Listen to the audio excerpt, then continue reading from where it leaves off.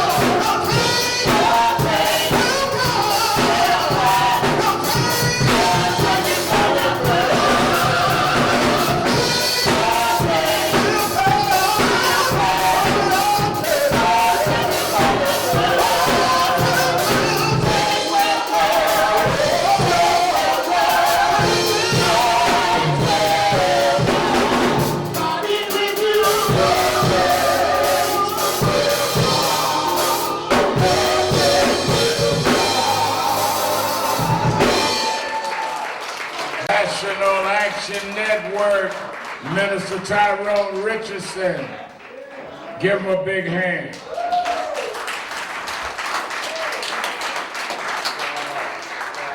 And as we are creeping out of the pandemic in New York anyway, we're glad to see part of the change choir coming little by little.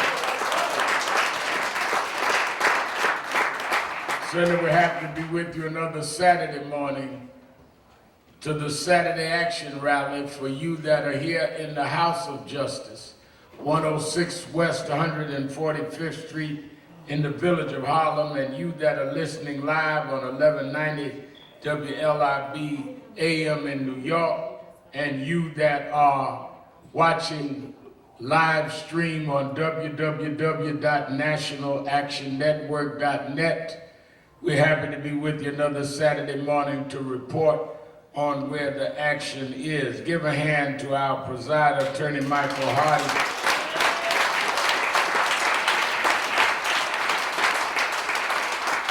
And we give a hand to our inspirational speaker this morning, Reverend Dr. Lim Mobley.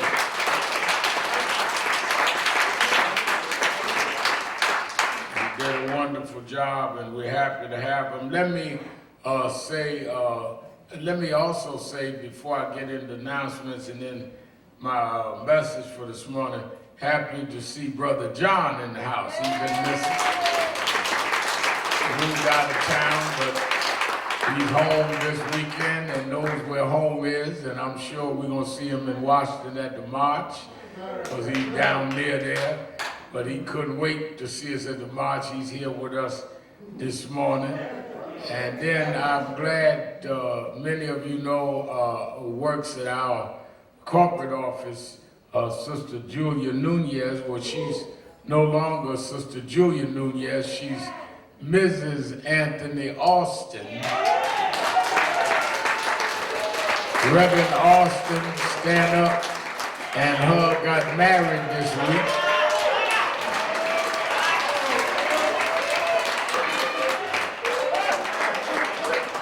Julia's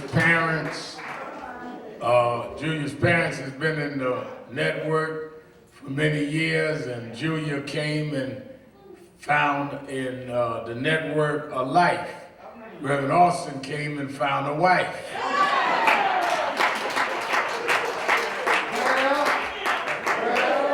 So they both happy. And we're glad to have them. I have to, they don't want me to, but I have to acknowledge a friend of mine who is certainly one of our cultural giants and heroes, who did a real unsolicited promotion for the march. And you remember Night and Day and all, he's one of the outstanding artists and rappers of all times. Al B. Shore is in the house this morning.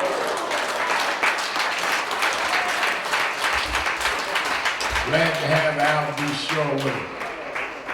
I had a cousin that used to be mad, said Al B. Shore made light skin, good hair fashionable, and he couldn't get there. A lot of folk mad at Al B. for that. But he's doing his radio, and he's a friend. He came, I want y'all to know, when he did the radio spot for the march. He's not being just one jumping on a bandwagon. He was there with us in Houston at the funeral for George Floyd and sat and helped with the family. And he's been doing that for years. A lot of artists just show up after you beg them up, but Al B is in the grind, and that's why I wanted to acknowledge him.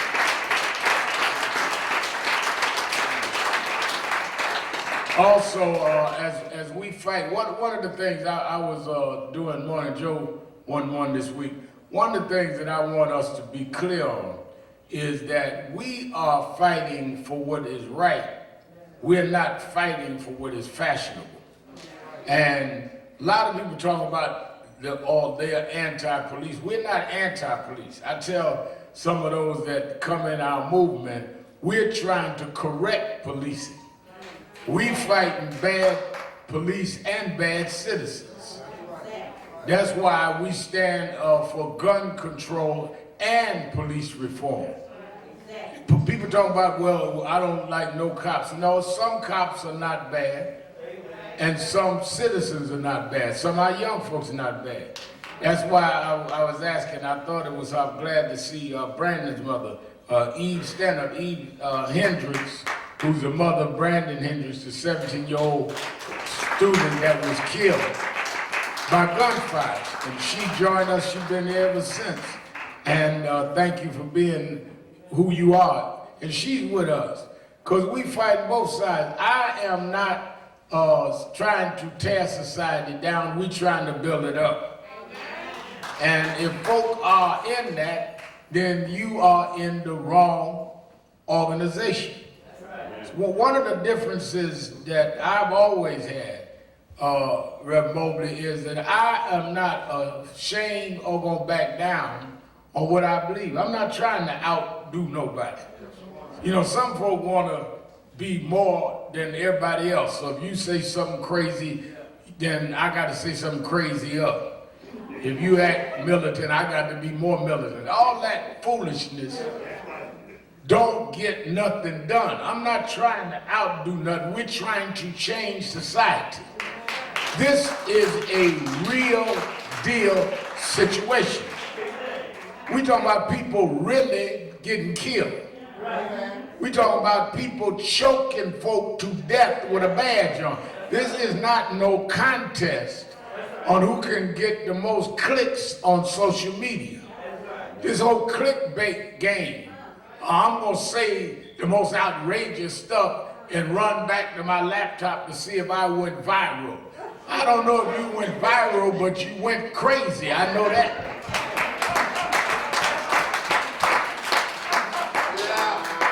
And in your craziness, you do not help the movement, and in some cases, you hurt the movement. Folk like Trump needs you to go crazy, because then he can make all of us look crazy, so the folk that we need to vote don't want to identify with your craziness. We fighting for the Floyd family, fighting for Eric Garner's family, fighting for the family of Breonna Taylor, all of them be with us in Washington. They do not need to look like they are some out of society, crazy, violent people. They need to look like they are. The more you look extreme, the more the police look justified in using abuse on you. To fight this fight, you got to be strategic. You got to be smart. They want you to look out of control. So if you look out of control, folk on a jury will say, well, they didn't have no choice but to restrain them. If you act like somebody that you are, a citizen that is law-abiding and correct but have firm views, people will say that how can you throw somebody like that in a chokehold? Or how can you hold somebody like that down 8 minutes? But you're behaving the way they need you to behave. Not because of your agenda, but because of your ego.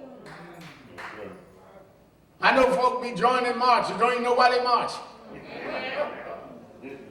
I had a friend of mine was on the phone with me. He said, oh, a march outside, let me run in and get it. I said, well, what they march for? I don't know, we just jumped in the march. They could have been marching on him.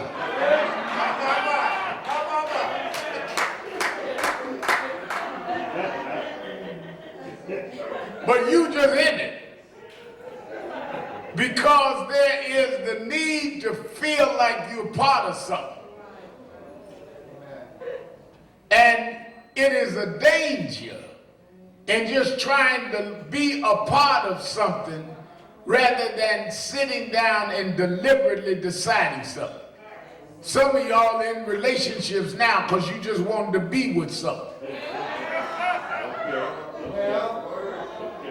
And then you sit up wondering how you got in it because you were not in love, you was lonely. Get you a dog or a cat or a doll or something. Or pay your cable bill. But don't get in some mess because you're lonely.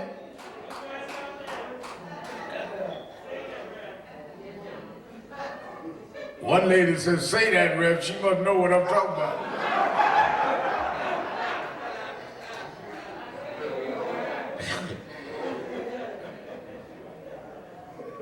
Well, one of the things that I was watching, and I want to be real clear on this, when you deal with the city of New York, let me say this to our WLIB family, there is no accident that on yesterday, the Patrolman Benevolent Association, 2 days after first black woman nominated for vice president, endorsed Donald Trump for president.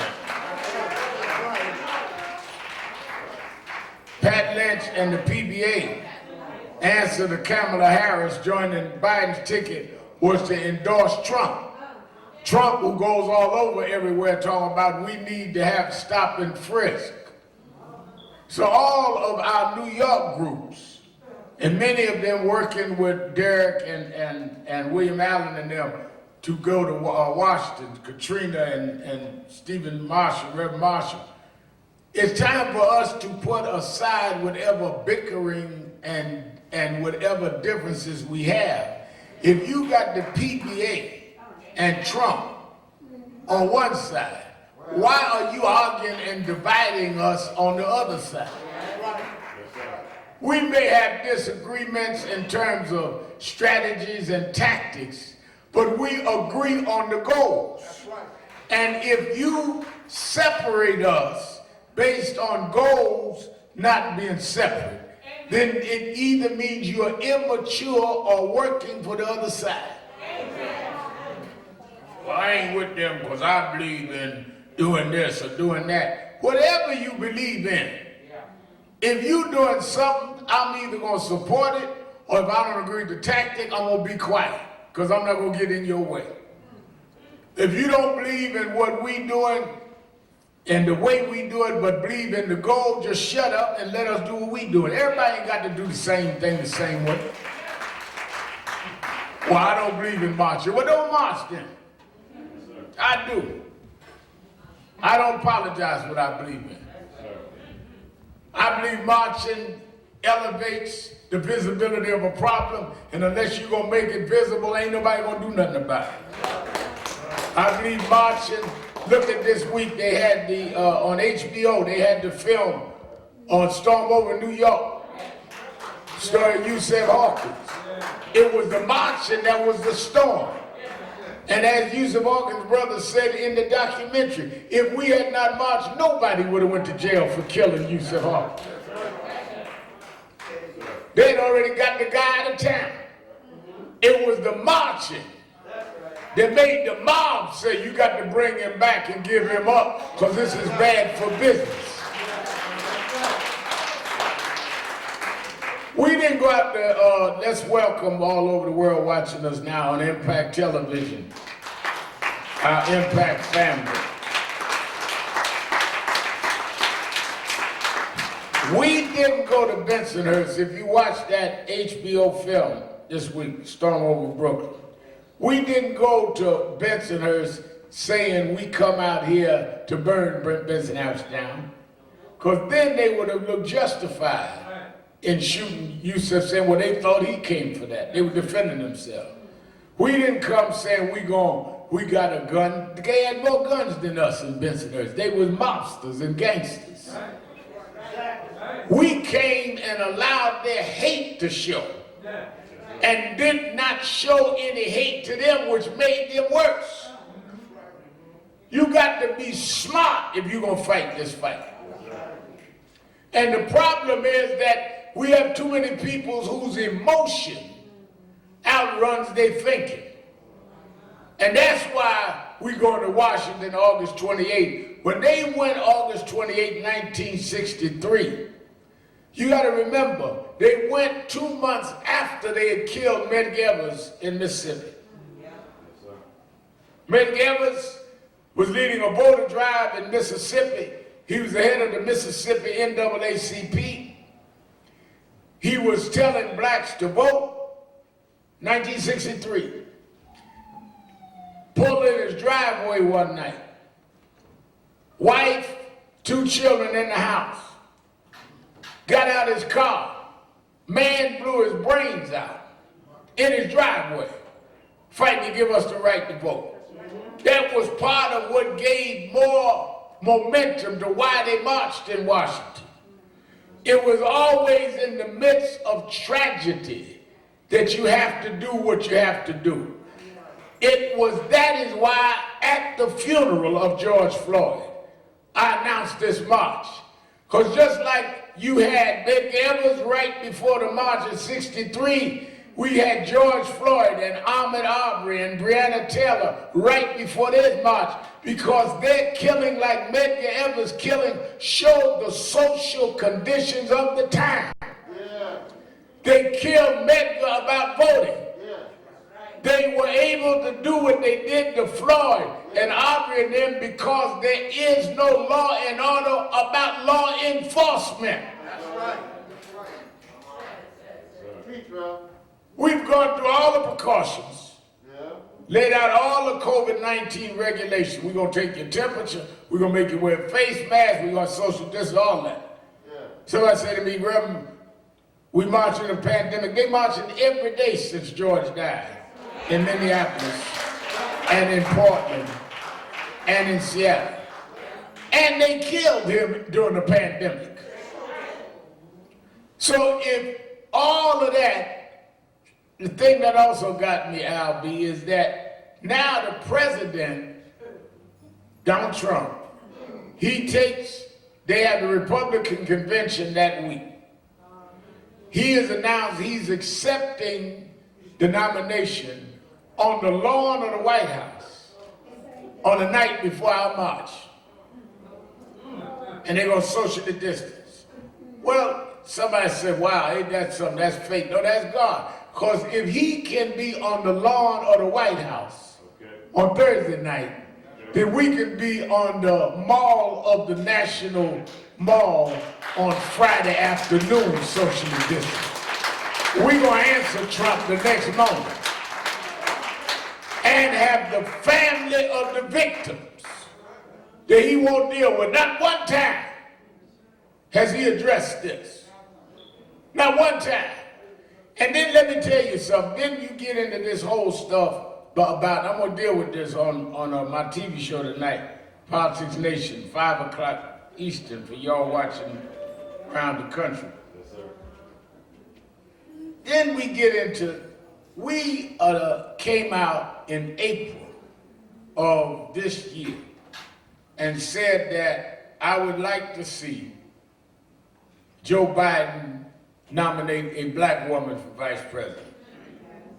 Many of y'all remember when I said it, I repeated it here. I had Joe Biden on my television show. Said it to him twice. Then others got in. Jim Clyburn said it. Then some got a committee together, 100 black women stood up and said it. Then 100 black men. And everybody was putting pressure since Biden had said that he was going to have a woman as his running mate and a black woman in the Supreme Court. We said, no, we want a black woman. We prefer a black woman also on the ticket. Now, we didn't threaten him because we did not want to give Trump the out to say he only did it because he had to. You got to be smart. You can't play into your enemy's hand.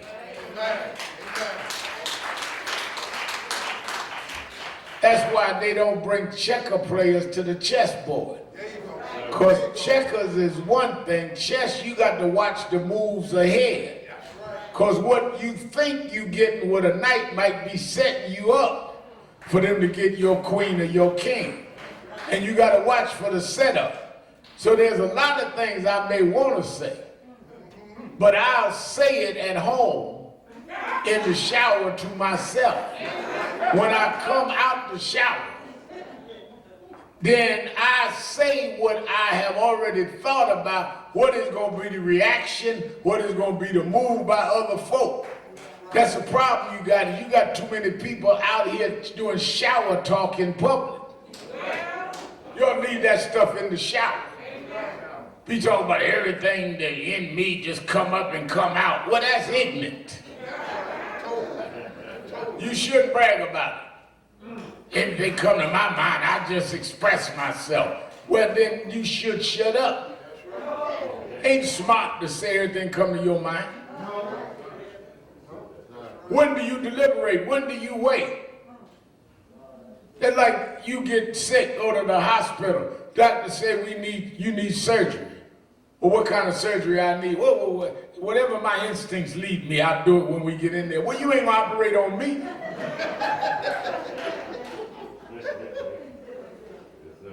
So how you gonna lead a movement on instincts?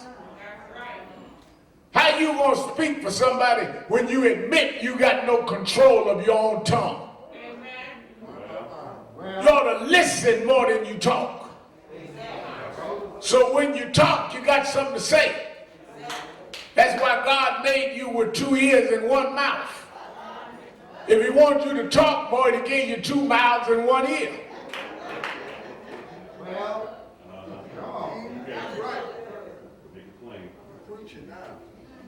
And many of us don't understand that it must be a strategy to win.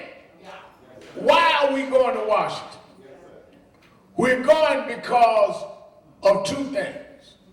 One, there is a George Floyd Police and Justice Act. In that bill, would make it a federal crime to use a chokehold or anything that compresses the esophagus. Federal crime. Second, it makes all police records transparent, like 50A in New York. And it gives a body cameras, all that's in this bill. It has already passed the House of Representatives. But McConnell, the majority leader of the Senate, will not bring it before the Senate. The march is about saying they must bring this to the Senate and pass that bill. If that bill had been law, these policemen would have known that if I do this, I will be a felon for the rest of my life and go to jail. The second part, second reason we're going, is the John Lewis voter rights bill, where we want the Congress and the Senate to pass the voting rights bill. I'm gonna keep telling you. In 1965, when they passed the voting rights bill, I repeat this because a lot of folks that do these do-it-yourself lectures that have nothing to do with history. The Voting Rights Act did not give us the right to vote. The Voting Rights Act protected the right to vote.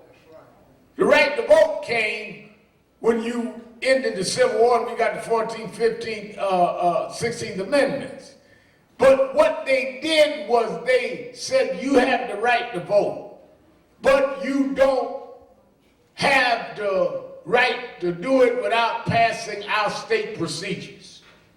So you go into a certain state, certain county. Yes, your name. My name's Al B. Sure. Okay, fine. You got the right to vote. Let me ask you, Al B., how many jelly beans in that jar? How many humps was in a camel's back in Egypt in 2000? You couldn't pass the test. The Voting Rights Act said that states with a pattern of blocking voters cannot bring about state tests or any impediments without clearing it with the Justice Department. That's how we, therefore, after the Voting Rights Act, and they couldn't do the jelly bean test and all of that, that's how we began electing black mayors and blacks in Congress. All of that because they could not block our vote. Y'all with me so far? Yes. So 65, they passed the Voting Rights Act. How did they pass it? Well, the conscience of the country, let me give you the history.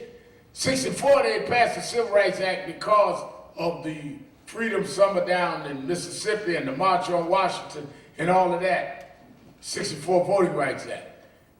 Lyndon Johnson was the president, gave Dr. King one of the pens as he signed it. President Johnson said, Dr. King, this is a great day. Got the Civil Rights Act, y'all marched, went to jail, been boycotting 9 years since 55, the Montgomery boycott. He says, a great day. He said, and you don't look all too odd about it. He said, oh, it's a great day, Mr. President, but now I need the right to vote. Johnson said to Dr. King, well, wait a minute, I just got the Civil Rights Act. I used all my political persuasion to get the Senate to give me the vote, the Civil Rights Act. I can't give you, I ain't got the power to give you the Voting Rights Act. I don't have the votes. Dr. King left the White House. Andrew Young said as they stood on the steps leaving the White House, he said to Dr. King, you heard the president say? He said, yeah. He said, well, what are we going to do? He said, we're going south to give him some power. That's why they went to Selma, to start the march and to raise the issue of voting rights. When on the Edmund Pettus Bridge, they beat John Lewis, Hosea Williams, and all, it went worldwide. And it led to the march from Selma to Montgomery. The drama of the march put public pressure on the Congress and the Senate. And they passed the Voting Rights Act that Lyndon Johnson thought they could not get.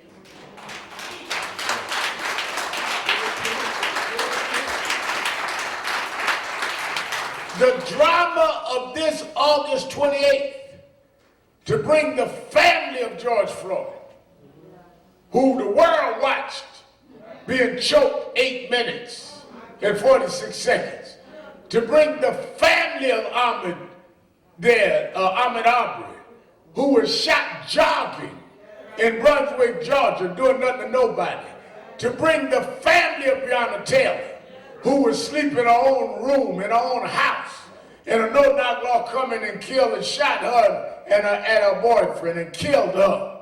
To bring the family of Rashad Brooks, shot in his back running away at a Wendy's store. To bring those families to stand under the shadow of the statue of Abe Lincoln is to make them have to deal with the legislation. What we doing is what we done.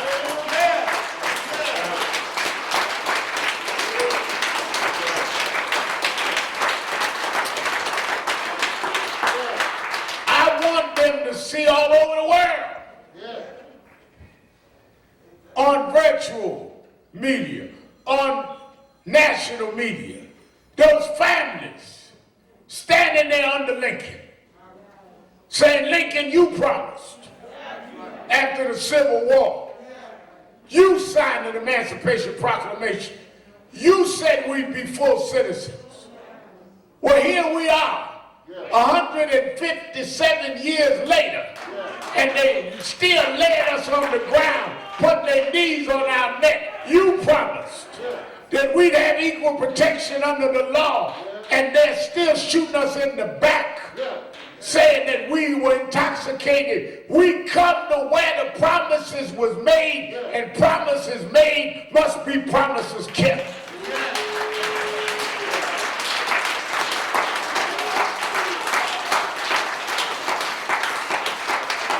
If you want to go and help us collect on that promise, get on the bus. If you want to go and say, I can't live in a nation that we don't have equal protection under the law, get on the bus. All you got to do is go to nationalactionnetwork.net or call 1-877-626-4651 and get on the bus. Don't be home talking about that's bad. Don't be home talking about I love John Lewis. Get on the bus. If you don't believe in marching, then shut up and sit down and watch us march and bring this issue front and center to Donald Trump's doorstep.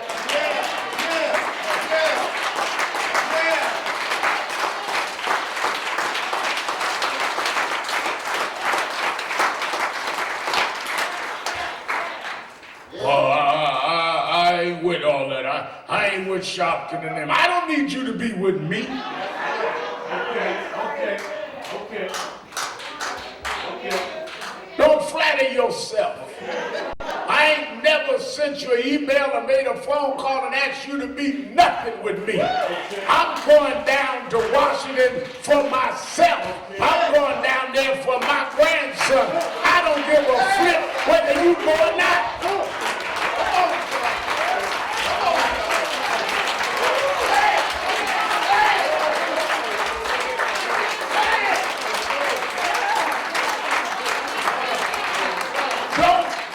Washington for me, go for yourself.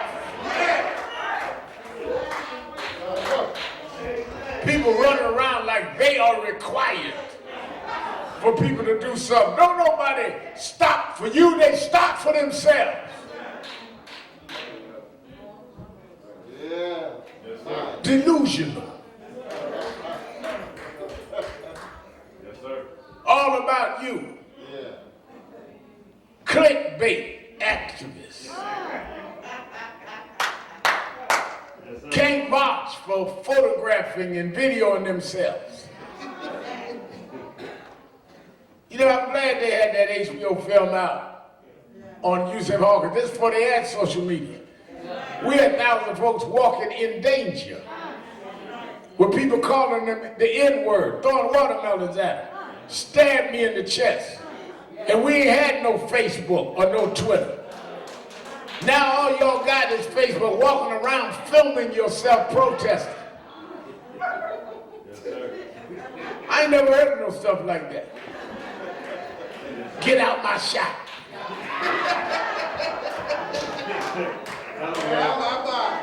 You ain't marching, you posing. Tell the truth, Fred. That's it. Tell the truth, Fred. Go ahead, Shaw. We need to get serious. Because if this man gets back in and gets another seat on the Supreme Court and some more in the federal court, they will revoke everything that we got.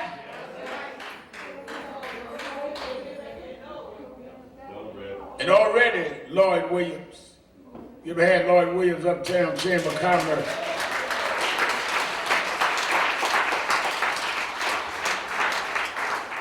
Already the naysayers. Wow. As I was saying, we were early saying we wanted the black woman vice president. Biden deliberated, went through his process, went through whatever qualifications he deemed necessary, come back and announce Kamala Harris. For the sunset, super duper militant Negroes talking about she wasn't black enough. Okay. Mama Indian, daddy from Jamaica, like Jamaicans ain't black.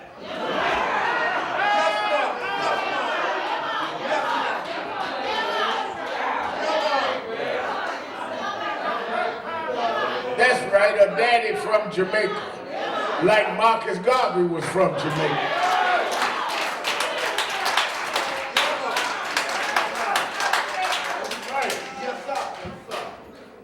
Now you're going to have a black test, just like you did Obama. Who made you the authenticator of blackness? Ain't nobody got to pass your black test.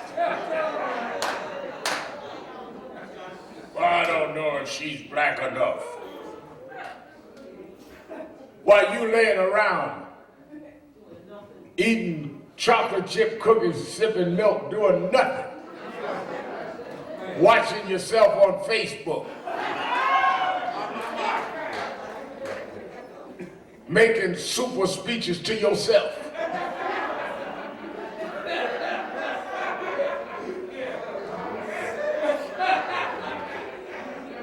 You got a new trick. Ashley showed me buying followers. I be, you know, in the social media thing, I got a lot of followers and all. I didn't know you could buy followers. You got some folk now, they got it where now you can go and buy you 1 million followers.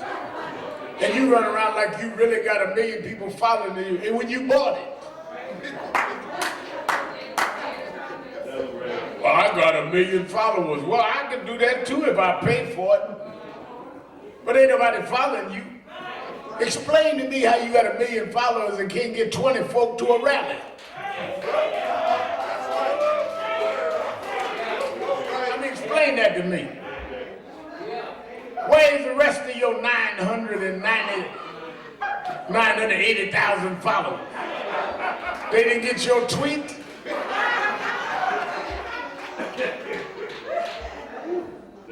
Everybody was busy that day. Quit playing with yourself. That's right.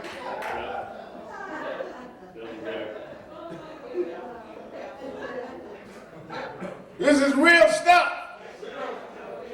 This woman would be a heartbeat away from President of the United States. They would appoint the Attorney General that would decide how we deal with policing, decide how we deal with the questions in our community of crimes and gun control. Let's get serious about this. To have somebody that understands our background, raised by a single mother. She ain't running against Angela Davis. She's running against Mike Pence. She blacker than Mike Pence.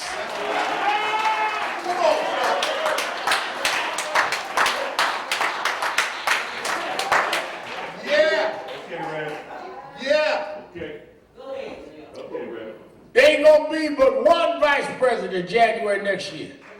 It'll either be Kamala Harris or Mike Pence. We should not choose her because she's black, but we should choose her because she is in our interests.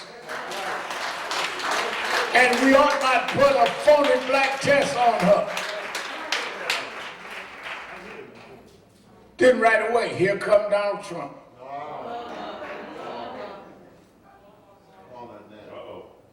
She, I don't know, is she a legitimate citizen to be vice president? Come back with the birtherism. Now notice something about Mr. Trump. He never raises the issue of birth unless it is a black person. He called everybody names, talk about Pelosi, talk about Schumer, talk about Biden, talk about all of them. But he never questions their birth. Think about that now. He got named for Liz Warren. He got named for Bernie Sanders. Never questions their birth. Because the subtlety is to say that the blacks are not really Americans. It's to play the citizenship card. It's like going back to 3/5 of a man. If they ain't really one of us. He don't question their politics, he questions their citizenship, their birthright. And what he's doing to Kamala Harris and he did to Barack Obama is racist and bigoted.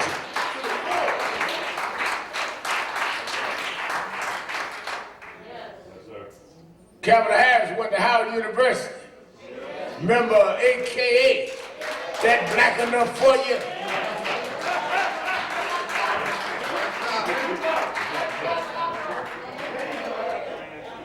I'm sick of these latte liberals that's gonna sit up sipping $5 coffees, analyzing who for the people. You don't even know the people you talking about. Well, Reverend Al, I'm representing the lumpen proletariat. But you ain't never had a lump. I come out of Church of God in Christ, where we tarried all night long, where they roll in the sheets and speak in tongues, where they fasted and prayed that God make a way, where they use healing oil because we didn't have health insurance. You don't know what blackness is. Where we'd eat banana sandwiches because we couldn't afford meat. While you sitting up in your Ivy League schools analyzing us, I lived blackness. I don't have to critique it. I don't have to study it. I lived it. You need to sit down and shut up and let us elevate our community. Your analysis is irrelevant in our journey. Hey!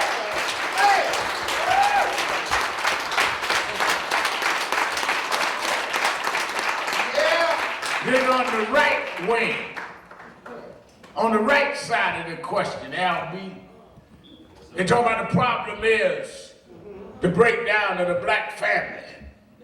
And if they had a two-parent household, it wouldn't be as bad. Well, first of all, I'm all for that. But let me tell you about family values.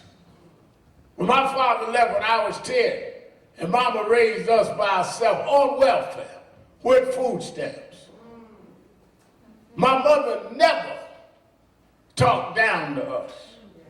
She always put food stamp meat on the table. We used to have to go to the welfare place and get the welfare cheese. In the line, it wasn't nothing harder than welfare cheese. You couldn't cut it with a knife. Some of y'all know about welfare cheese in the brown box. You almost have to break it like a brick. Yes, sir. If we'd eat the welfare cheese, slap some between the bread, bring it to our lunch to school the next day.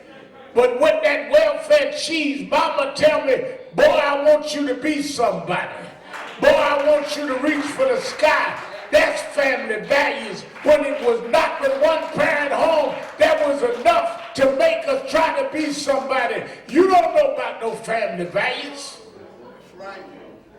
Some of y'all had a mama and a daddy, it ain't nothing.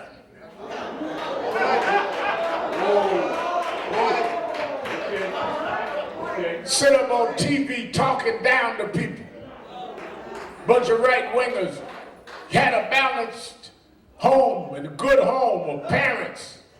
But they didn't teach you no values. Because if they did, you wouldn't hate folks that different than you. You wouldn't look down on folks of a different color than you.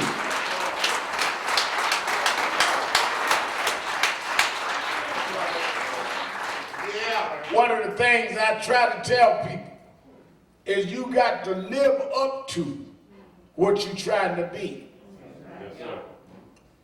One of the biggest problems, I was doing that in my morning meditation this morning, is one of the biggest problems that a lot of people have is their desire, their ambition outruns their personality and their character.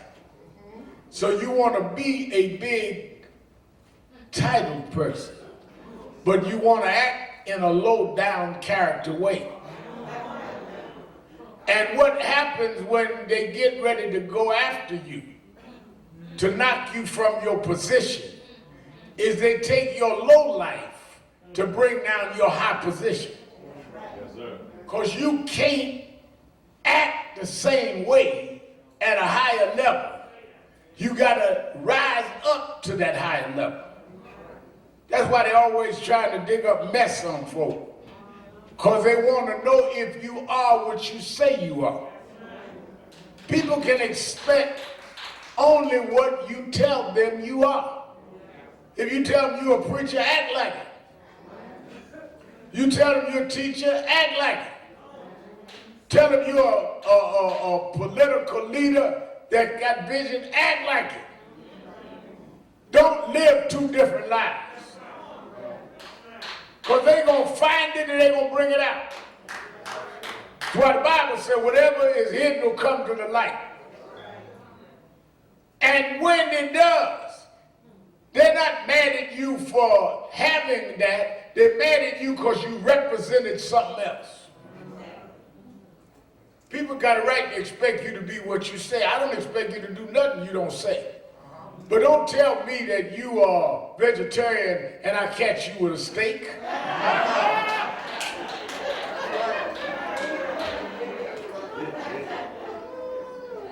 Because I didn't make you say you're vegetarian, you decided that. Don't tell me I'm in a committed relationship and you cheating.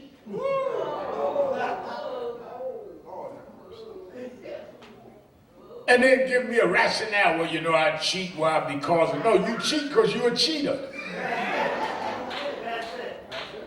You can save all that explaining somebody else. Don't nobody give you a reason to lie. You're going to be a mayor, you're going to be a governor, you're going to be a president, you're going to be a head of a corporation. Your conduct must match that. And the reason why some of y'all can't hold a position because you can't live up to that. That's why Mobley preached this morning. Even Jesus had to go out and prepare himself. I want y'all to watch this now. Some of y'all watching on Impact Television. If Jesus had to go 40 days and get himself prepared. Why? He had been raised as a carpenter's son. Learned the tricks of the trade from Joseph. Knew how to be a carpenter. Knew the art of carpentry. But now it was time to go about why he came. And he had to transition from carpenter's son to his father's will. In order to do that, he had to remove himself.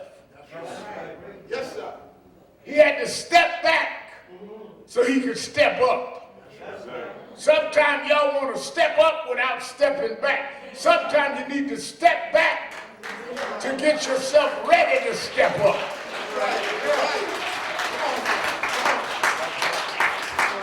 Because if I step back, God can get all of my weaknesses and my temptations and my distractions out of me. Because by the time I step up, things I used to do, I don't do no more. I don't care whether you think I changed or not. The change comes from the inside, not on the outside. I don't need you to validate my change. I know I've been changed.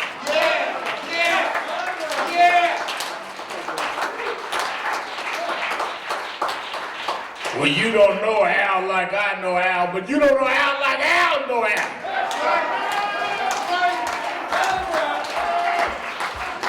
You know the Al you knew, but you don't know the Al that stepped back to step up. There's an Al you never saw. That's why when Jesus stepped back and then stepped up, he said, the Spirit of the Lord is upon me. I was Joseph's son. I was a carpenter's son. But now the Spirit of the Lord is upon me. And he has anointed me.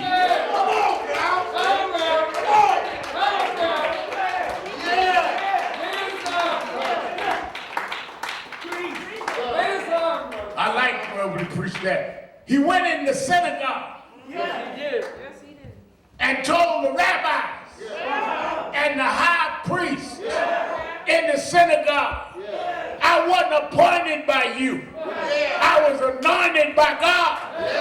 And let me tell you why he anointed me. He anointed me to preach the gospel to the poor. He anointed me to mend the broken heart. I didn't come for you big bourgeois Negroes. I didn't come for y'all sitting high looking low.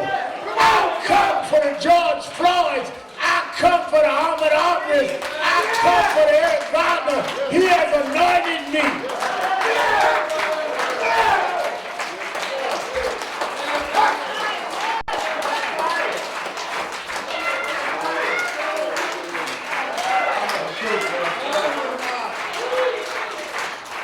That's why in a 2020 race, God took a girl raised by a single mama. Daddy in Jamaica, mama raising her sister in Oakland. Put her through a historic black college. Not Harvard, Howard. But I'm going to take a Howard AKA and run a billionaire out the White House. He's anointed me.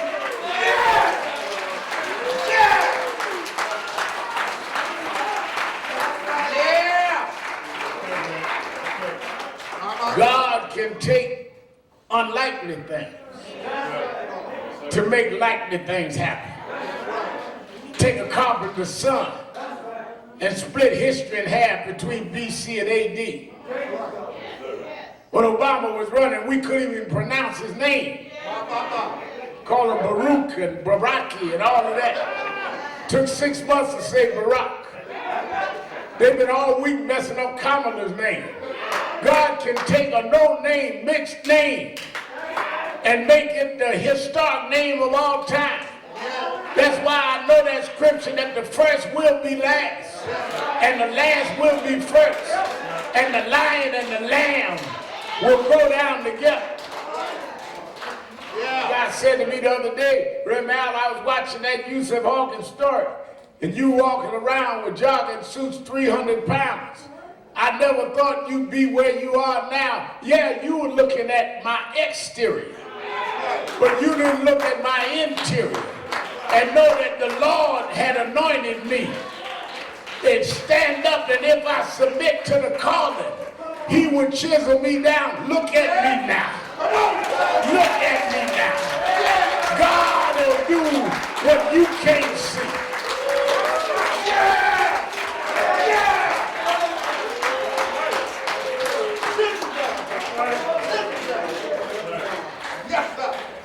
That's why I like that song we used to sing in church.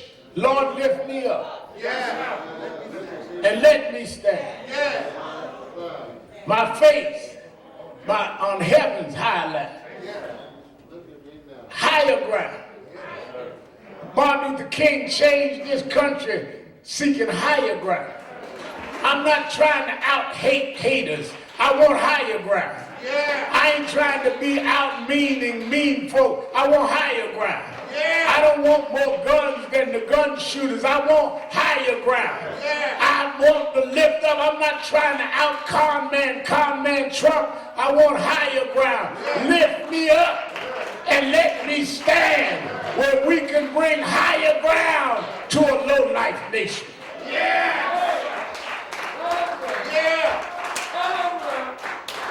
I don't want to go from white violence to black violence. I don't want to go from white hate to black hate. Higher ground. Too many of you want to be the opposite of what we fight. No, I want to be higher than that. I don't want to match them. I want to change this country. I don't want to do to others what they did to us. I want them to repair us. I want them to pay for what they did. Because they owe what they did. And then we need to build a world that makes sense. I don't apologize for that.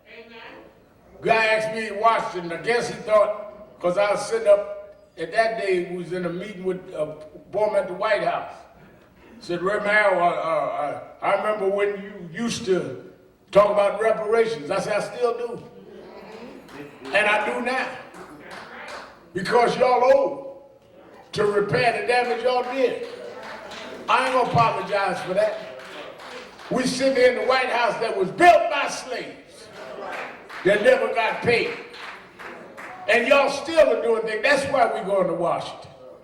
But let me tell you something. We go because we know that if we stand up, God will use our standing up. The test that Mobley talked about, God tests everybody he uses. When I was looking at that Yusuf Hawkins story this week, do you know the courage it took for all those people to get on buses every Saturday morning and would go to Bensonhurst knowing that them folk was going to call us the N-word, knowing that some of them folks would have bats and want to beat us, and it was only the police in between. And they did stab me one morning. Imagine these older women, some of them senior citizens, that would get up on Saturday morning and go there knowing they may get hurt, but they're going anyhow for justice. You run around marching on empty buildings calling yourself an activist. These folk marched in danger's way every Saturday morning. And somebody got to beg you to get up and get on a bus to ride to Washington when they're choking folks to death. Ain't nobody gonna be calling you no N-word to 28. Just too lazy and ungrateful to stand up for something when people stood up for you. I don't care if nobody go but me. I'm not gonna let Trump and them get away with what they getting away with George Floyd and Aubrey. I'll go to Lincoln Memorial if I got to go by myself.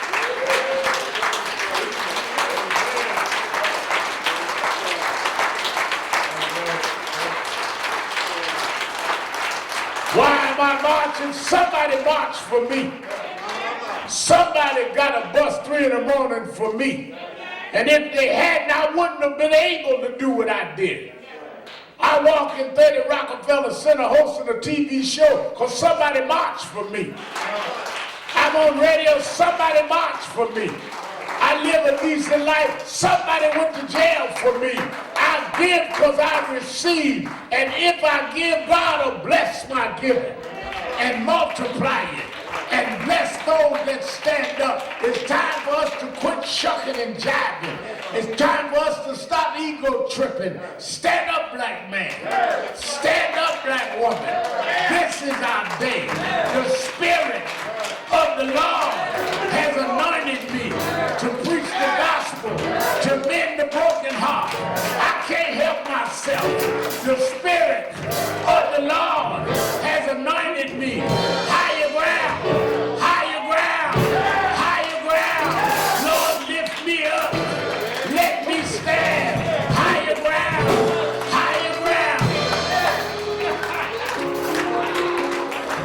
I'm pressing on the upward way. New heights I'm gaining.